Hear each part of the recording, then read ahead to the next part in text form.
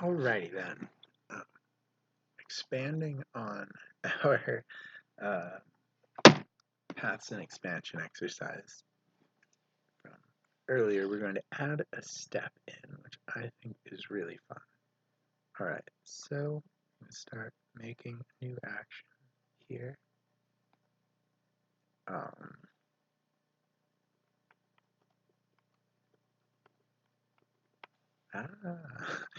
Okay, caps lock.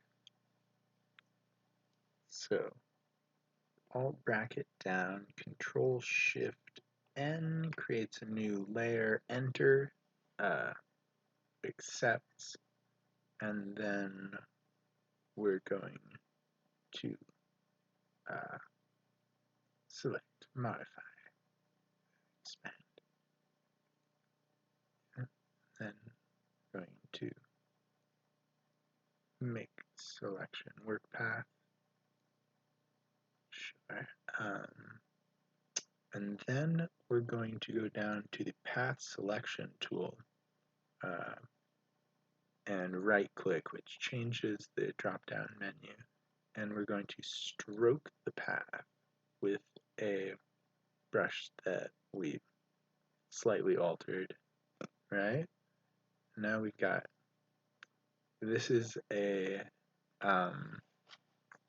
Photoshop function that's exclusive to paths, the ability to add in a stroke of a custom brush into an action in a custom shape, which is pretty fantastic. It just takes like a second of rendering for the program, but between the amount of brush settings, initial brush shapes, and then path shapes, and the combinations that you could use them in, is pretty much endless and totally amazing. So we're going to add that into our action here and see how it works. So then we'll fill the path and we'll cut the path. Yeah. So then we have this, and what is our next step? Should we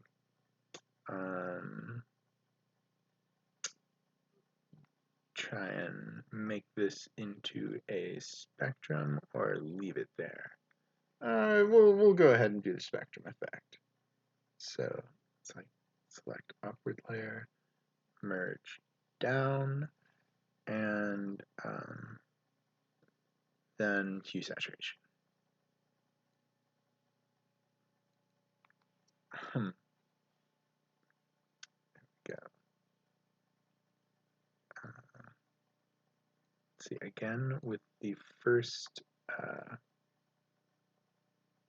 section of this action, I would add in the selection of our layers, our pixels active on our layer, yeah? So I'm going to do that now by adding it in, stopping our action, and moving it up to the top. There's all kinds of nifty ways that you can rejigger your actions and change them around. Yeah, play with that more in a second. Okay, so now, yeah, yeah,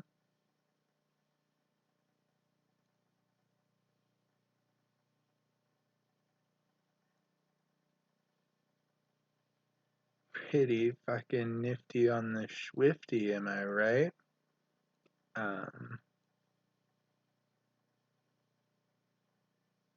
And